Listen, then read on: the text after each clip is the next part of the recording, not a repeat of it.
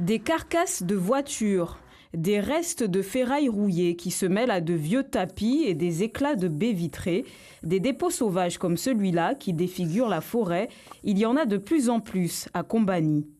Donc ça c'est tout récent, là c'est un dernier dépôt là, qui date de moins d'un mois. Donc des gens qui sont venus la nuit a priori, parce que moi je passe assez régulièrement.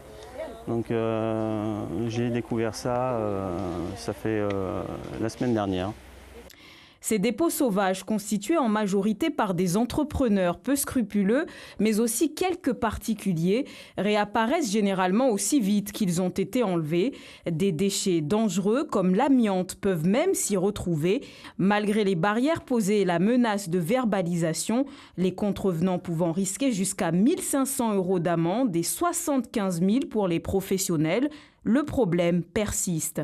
L'Office national de la forêt se dit dépassé et sollicite les autorités. La police municipale est là, elle nous a donné des éléments, elle nous a dit qu'effectivement ils pouvaient mener des investigations. Le CIDEVAM lui aussi est prêt, si jamais la mairie le sollicite, est prêt à faire ramasser ses déchets.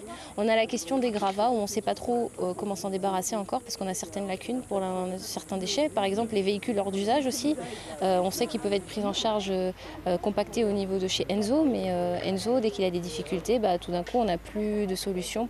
Les déchets électriques et électroniques sont eux aussi condamnés à polluer les sols encore longtemps, le CIDEVAM n'ayant pas la compétence pour les collecter, alors même que la gestion des dépôts sauvages relève du maire. Les responsables du gîte situé dans la zone, qui prônent l'écotourisme, sont impuissants.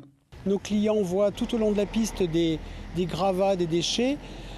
On est dans la contradiction totale pour être cohérent avec notre démarche. On nettoie régulièrement la piste, on prend des sacs poubelles de manière à évacuer tout ce qui obstrue la végétation. Mais j'imagine que vous ne pouvez pas tout faire. Ah ben non, évidemment, parce qu'on rencontre également des carcasses de voitures, des pièces lourdes. Le problème semble être sans fin. Si pour les entreprises, la prise en charge des déchets peut être assurée par le centre de stockage de Dzoumogné, pour les particuliers, la collecte des encombrants est bien trop souvent incertaine.